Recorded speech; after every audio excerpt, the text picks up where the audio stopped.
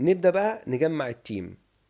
رقم واحد، ما تعملش لازم نعمل تيم، مفيش شخص وحده مفيش او كلام من ده. مثلا الكونتينيوس امبروفمنت انجينير هو اللي هيشتغل، لا، مم. لازم يبقى فيه تيم. مظبوط. التيم ده ما ينفعش ان هو يكون continuous improvement لوحده، ما ينفعش يكون operation لوحده او production لوحده او quality لوحده، لازم يبقى جروب.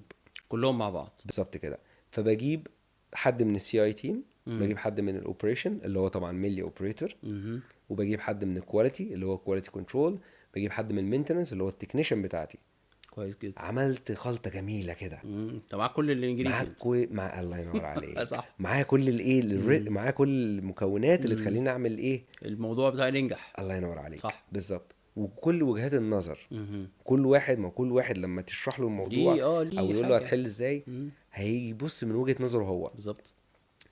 وتمشي تبدأ تمشي على الستبس بقى. استخدمت اللين 6 سيجما، استخدمت الدبليو كوم ورك كلاس اوبريشن مانجمنت، استخدمت اي، احنا مثلا زي مثلا في الدبليو كوم مم. عندنا روت، تمام، او بيسموها بالامريكان راوت مم.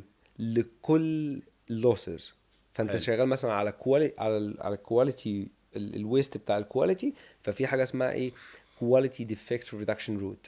حلو قوي. تمام. كويس جدا. شغال على مثلا الستارت اب او التشينج اوفر، فعندك روت اسمها تشينج اوفر ريدكشن ستيبس. جميل جدا ان كل لوسز ليها الطريق بتاعها اللي نقدر بيه نقضي على اللوسز دي.